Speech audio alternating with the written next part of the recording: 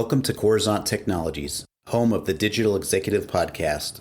Welcome to the Digital Executive. Today's guest is Sean Murphy. Sean Murphy is the Chief Operating Officer and co-founder of Tempest. As COO, Sean Murphy oversees Tempest operations and day-to-day functions and is critical to bringing the company's vision to life.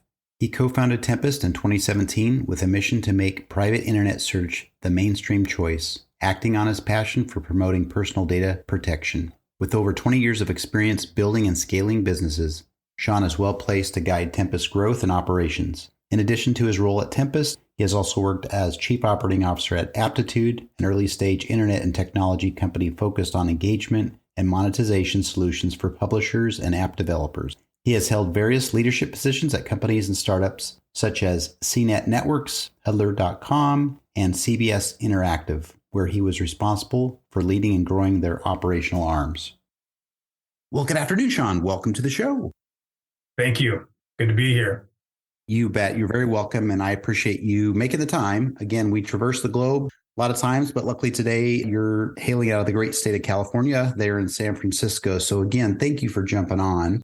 Sean, we're going to jump directly into the questions. We want to learn a little bit about you here. You've got quite the career in sales. You're a serial entrepreneur, board member. Now you're the co-founder and chief operating officer of Tempest. Could you share with our audience the secret to your career growth and what inspires you?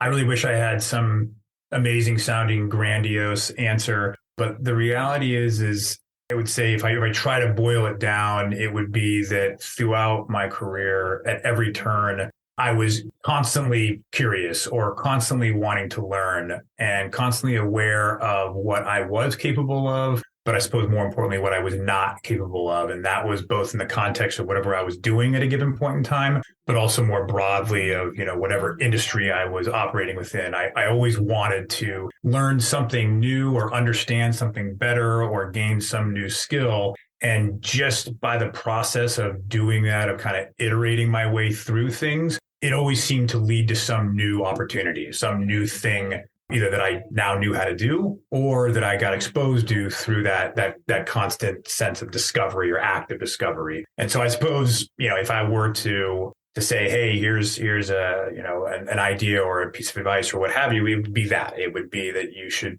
constantly be a mode of curiosity and of learning, both in the context of whatever you're doing at a point in time, but more broadly and just in your professional endeavors. Thank you. I appreciate that. And that's one of the things that we hear a lot from the guests is that insatiable curiosity really helps kind of drive things and really be the focal point in your life. Whatever you're doing, it keeps, as they say, keeping things fresh. Yes, it doesn't say, just put the words out of my mouth, keeps it fresh. Yeah. So thank you, Sean. Sean, jumping into question 2 here. Talk about in this increasingly data vulnerable world, there are malicious actors, foreign governments, even our own government, as we're finding out, that are vying for our personal data. Could you tell us how your platform helps protect us from all that? Sure. So I think there's some framing first, which is if you think about the internet in terms of what people use, let's say what software tools, applications they use on the internet or to use the internet, a search engine and a browser are by far and away the number one thing that everyone uses. So if you're going to look for things, if you're going to navigate the internet, you're going to be using a browser and you're going to be using a search engine. And so to your question is, when you're using a browser or a search engine that doesn't have your personal privacy in mind, that isn't necessarily constructed to either protect your data or at the very least not collect and store it and pass along to other third parties, you are by definition exposed and are going to be kind of in harm's way for any bad actor that wants to come along and somehow, some way get access to your personally identifiable information, your data. And so when you use Tempest, when you use a search engine and a browser that was built by design, purpose-built for privacy, in the interest of protecting a person's privacy, of not collecting a person's personally identifiable information. So to kind of think of it in terms and use internet jargon, to not track and store a person's IP address, which is that's our unique identifier for all of us individually on the internet. And so by using our platform that doesn't track or store or share your IP address, you're covering a huge percentage of the overall privacy pie or of the overall kind of data exposure touch points by just simply doing that. And so there are specific elements of what we're doing that are uniquely geared towards protecting people's privacy and data, let's say, better than some other alternative out there. But in the basic sense, what I just explained to you is why it is that using our platform will protect you from kind of the peril of the internet. Thank you. And that's helpful for everybody in our audience. We've got a lot of technologists in our audience, but we've got, you name it, from across the globe. So that helps break that down. Sean, I appreciate that. Sean, we are a tech publication platform podcast. I've been in the tech space for many, many years. So we get into a little bit of tech here, if you don't mind. You're obviously leveraging some of that new and emerging tech, right? Is there anything you might be able to share with us today?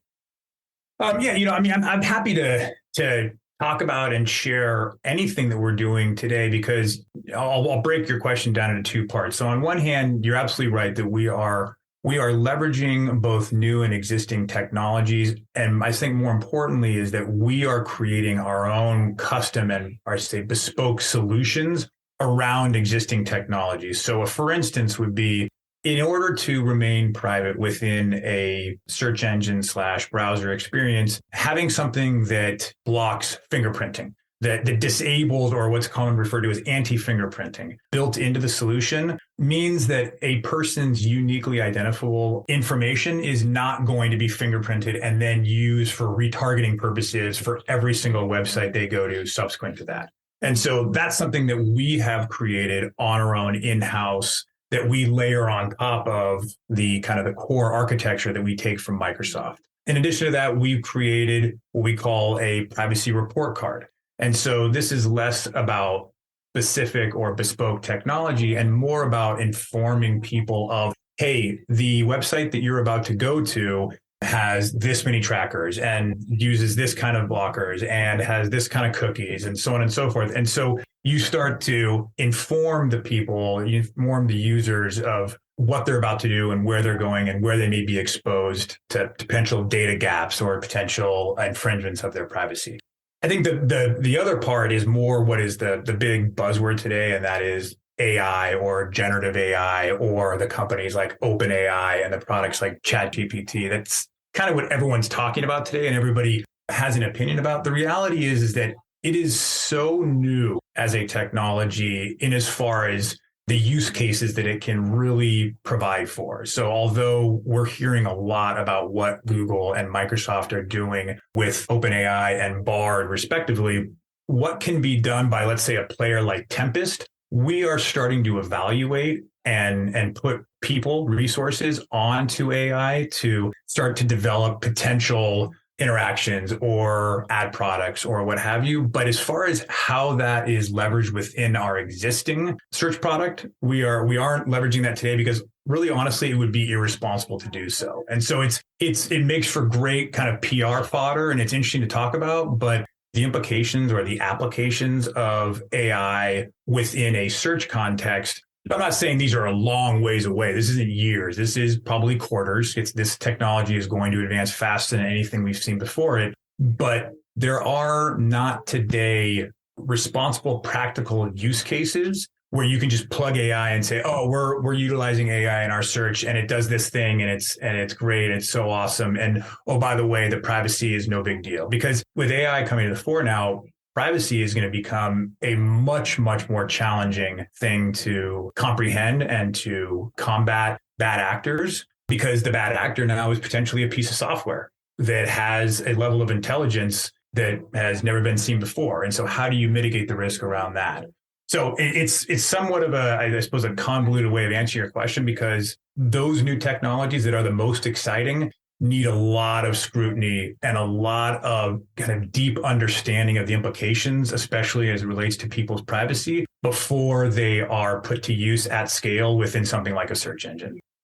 Thank you. And you've touched quite a bit there, but that is interesting and very much welcomed here. There's been a lot of buzz around some of the generative AI and ChatGPT and so forth. And you're right. We need to proceed with caution, but leverage it whenever we can. So Sean, I appreciate your insights and opinion on that. Sean, last question here. Can you share something from your career experience that might be helpful for those looking to grow their career in either tech or entrepreneurship?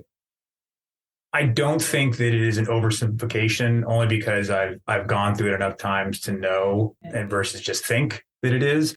I really believe that it comes down to not giving up and to being persistent and persevering in the face of adversity. If I look at my career trajectory, and I'd be willing to bet you get the same answer from just about any person who has attempted to turn nothing into something in the course of their career, is that you are going to face adversity. You are going to feel like a fraud and a failure at some point in time, and probably more than just once.